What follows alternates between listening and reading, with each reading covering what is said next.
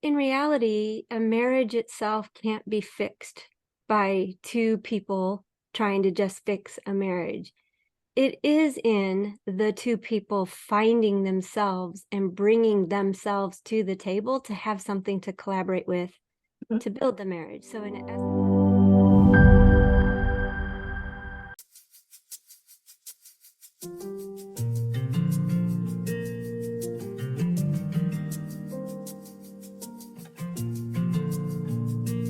So, for those of you watching and listening, we are here today to talk about what does marriage recovery mean.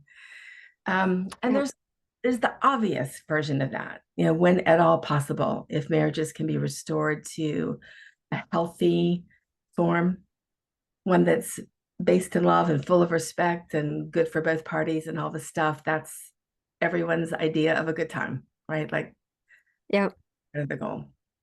But you and I both know that that's not always possible. right, right.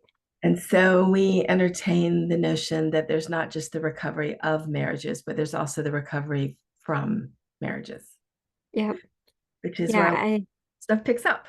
I love that idea of the duality of the message that, again, marriage recovery is there's so much that has to be recovered from because of the emotional abuse, spiritual abuse, nonsense, immaturity, foolishness, naivete, whatever you want to call it. There's a lot that needs to be recovered from. And we have probably a larger percentage of our couples, of the people, of our clients, should say that, a larger percentage of our clients that are coming simply for healing of their hearts, the Yeah. recovery of their hearts in the middle of these marriages, and not necessarily for the marriage itself to be restored, because sometimes that's not possible because of the damage in the wake, or because their partner isn't actually ready, willing, and able to make the changes necessary to have a healthy marriage.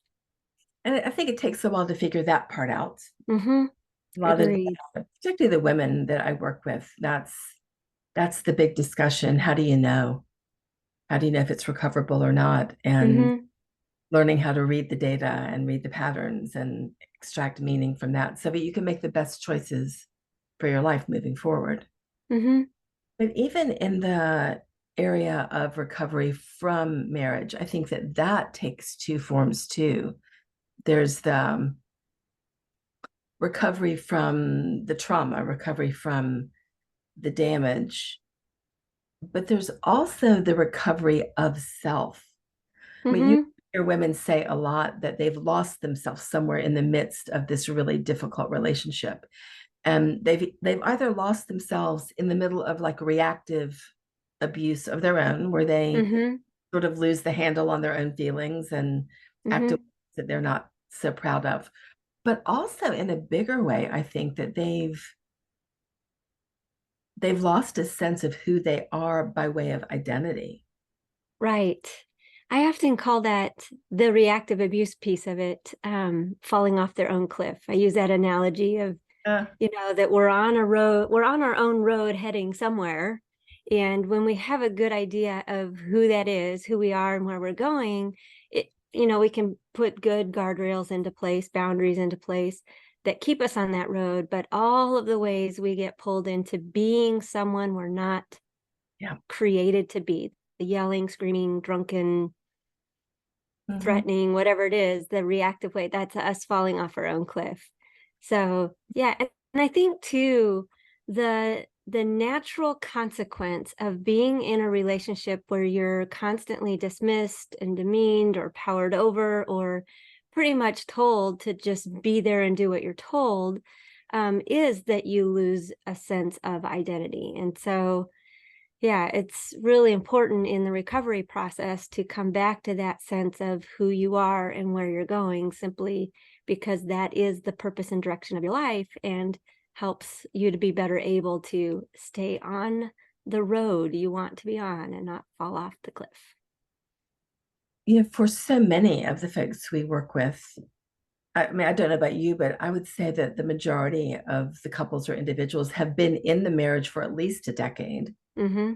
At often least. for 20, 30, sometimes 40 odd years. Mm-hmm. which functionally means that the entirety of their adulthood has been formed in the company of this other person. Right. And this other person is not so well emotionally, relationally, whatnot. And that really leaves a mark on the development of their own adulthood. Right. Right. Very true. We Yeah. become we become like the people that we surround ourselves by. And so particularly in the marriage relationship, when one or the other is a mess, emotionally unhealthy or emotionally destructive in some way, you can't help but be shaped by that. Mhm. And it's almost like the person's adulthood never had a chance to get off the ground, Right. Yep. especially if their partner is heavily into control. And that's often the tale that we hear. They're so limited in what they're allowed to think, what they're allowed to feel, or to want. Mm-hmm. There's a real squishing of themselves. And so I love, though, that on the recovery end of this, that means the discovery of that. Right. Right. It may have been long enough ago that the relationship began that there's a vague memory of, in this case, let's say we're talking about women, there's a vague memory of the young woman I used to be. And the woman I am now may or may not bear a lot of resemblance to that, just naturally, because we change over Mm-hmm. time. Even without trauma, we change over time. But the coming back into discovery of who she was there and who we are standing in the now, I think is a lovely, hopeful Mm-hmm. process. Well, in reality, a marriage itself can't be fixed by two people trying to just fix a marriage. It is in the two people finding themselves and bringing themselves to the table to have something to collaborate with Mhm. to build the marriage. So in essence, everything happening within the context of the marriage is the byproduct of the two people. And so in essence, while in some regard, the clients we work with are doing marriage recovery to recover the marriage, and or doing just that individual piece of recovering from the marriage, I think it takes both aspects of it to actually create a good marriage that people love being a part of, meaning for both spouses. And I often recommend individual work to begin with anyway, but both spouses have to come to a place where they know who they are and how they want to show up in the world for you Mhm. even to have good conversations about the relationship. Yeah, because I think people often think about what they want from marriage. Mm-hmm. And that's not a bad question, but I think Right. the better question is, what do I want to offer in marriage? What am I bringing to my partner? Not just what do I want from them. And if I don't know who I am, if I don't know what I'm called to be, if I don't know why I exist in the world, then I'm not sure what I have to offer. And if I'm not sure what Right. I have to offer, then I begin the relationship in a one down place. Yep. And Yep. then vulnerable then to control and abusiveness and all the stuff that we see. Exactly. I think too that we have way more to offer than just roles Mhm. or rules and responsibilities, that there's Yeah. a whole context there that often gets overlooked because people get stuck in trying to make it work by how it looks on the outside rather than make it work by how it is on the inside.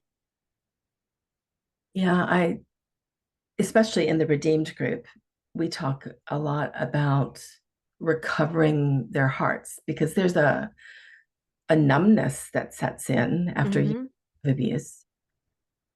The heart just out of Yeah. exhaustion, despair, Mm-hmm. a lot of things, it just kind of lays down. And Mm-hmm. so we talk a lot about discovering again what breathes life into you, what sparks life, and how you find that, because that's quite a process to figure out. It's not a one-time conversation you have with your heart. It's Right. an ongoing thing. Right.